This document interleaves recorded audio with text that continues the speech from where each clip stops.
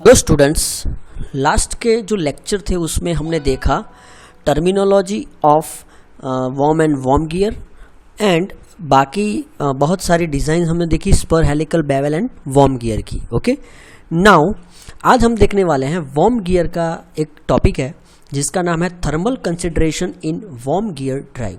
Now thermal consideration worm gear में ही क्यों कंसिडर करना पड़ा, वो पहले क्वेश्चन है। बाकी सब गियर में हमने ये थर्मल कंसिडरेशन नहीं देखा, तो क्यों करना पड़ा।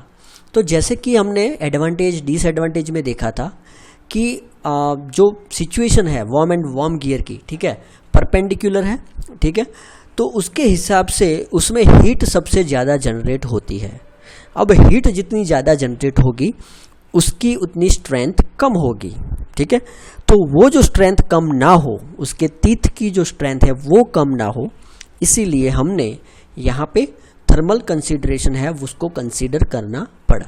So the power lost in worm gear drive is converted into the heat and the efficiency of worm gear drive is low. The considerable amount of heat is generated. Now this heat is to be dissipated through the lubricating oil, ठीक है। Thermal जो है heat generate होगी वो हम किससे dissipate करेंगे, तो लुब्रिकेटिंग ऑयल से, to the housing wall and finally to the surrounding air. Now rate of heat generation, अब कितनी हीट जनरेट हो रही है और कितनी हीट लिबरेट हो रही है वो हमें कैलकुलेशन करना है। तो rate of heat generation Hg is equal to 1 minus उसकी जो एफिशिएंसी है that into Pi। So Pi is equal to input power और power acting on worm, Hg that is the rate of heat generation in watt, here also watt and efficiency of warm gear drive। तो ये equation लगाकर हम देख सकते हैं कि heat generation कितना हो रहा है।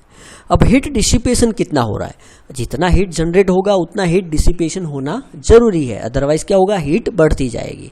सो यहाँ पे है Hg is equal to Hd। तो हीट डिसिपेट कितना हो रहा है, Hd is equal to Ca bracket To minus Ta। So Hd heat dissipate, okay.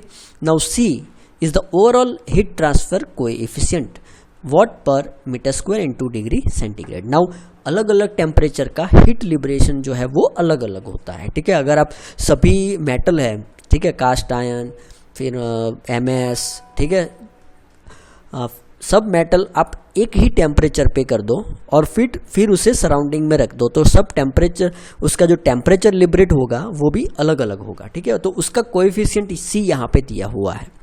A is the external surface area of housing, ठीक है। TO that is the lubricating oil temperature and TA that is the surrounding temperature। तो TO minus TA oil का जो temperature होगा minus atmospheric temperature हम यहाँ पे करेंगे, ठीक है। Now Hg is equal to HD करते हैं तो हमें फाइनली जो आंसर मिलता है that is TO is equal to 1 minus efficiency into Pi upon Ca plus TA। तो यहाँ पे जो बेसिकली हमने क्या किया है, TO जो है वो हमने यहाँ पे ऑयल टेम्परेचर कितना है उस पर डिपेंड रहता है। सपोज ऑयल टेम्परेचर बहुत ही हाई हो जाता है, उसका मतलब है कि हीट जनरेट ज़्यादा होती है। सो TO हमें यहाँ पे फाइंड आउट करना रहता है। सो आज का जो टॉपिक है वो बहुत ही छोटा है, ठीक है। तो आज अगर आपने ये टॉपिक कंप्लीट कर लिया हो तो फिर से आप रिवाइज कीजिए ये पूरा बेवल गियर जो है, वॉर्म एंड वॉर्म गियर जो है उसको रिवाइज कीजिए। कल हम इस पे डिज़ाइन देखेंगे और फिर परसों एग्जाम्पल देखेंगे, ठीक है। सो थैंक यू, जय हिंद, जय भारत।